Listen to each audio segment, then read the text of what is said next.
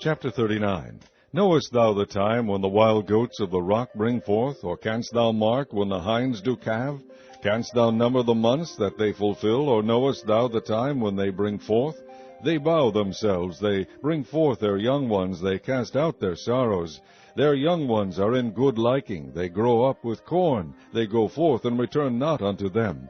Who hath sent out the wild ass free, or who hath loosed the bands of the wild ass? Whose house I have made the wilderness, and the barren land his dwellings. He scorneth the multitude of the city, neither regardeth he the crying of the driver.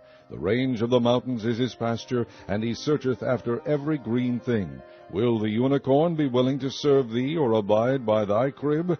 Canst thou bind the unicorn with his band in the furrow? Or will he harrow the valleys after thee? Wilt thou trust him because his strength is great, or wilt thou leave thy labor to him? Wilt thou believe him, that he will bring home thy seed, and gather it into thy barn? Gavest thou the goodly wings unto the peacocks, or wings and feathers unto the ostrich, which leaveth her eggs in the earth, and warmeth them in dust, and forgetteth that the foot may crush them, or that the wild beast may break them? She is hardened against her young ones, as though they were not hers. Her labor is in vain without fear, because God hath deprived her of wisdom, neither hath he imparted to her understanding. What time she lifteth up herself on high, she scorneth the horse and the rider. Hast thou given the horse strength? Hast thou clothed his neck with thunder? Canst thou make him afraid as a grasshopper? The glory of his nostrils is terrible. He paweth in the valley, and rejoiceth in his strength. He goeth on to meet the armed men.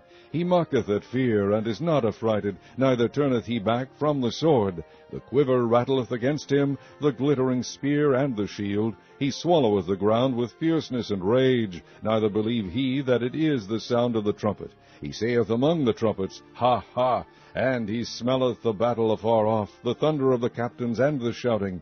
Doth the hawk fly by thy wisdom, and stretch her wings toward the south? Doth the eagle mount up at thy command, and make her nest on high? She dwelleth and abideth on the rock, upon the crag of the rock, and the strong place. From thence she seeketh the prey, and her eyes behold afar off. Her young ones also suck up blood, and where the slain are, there is she.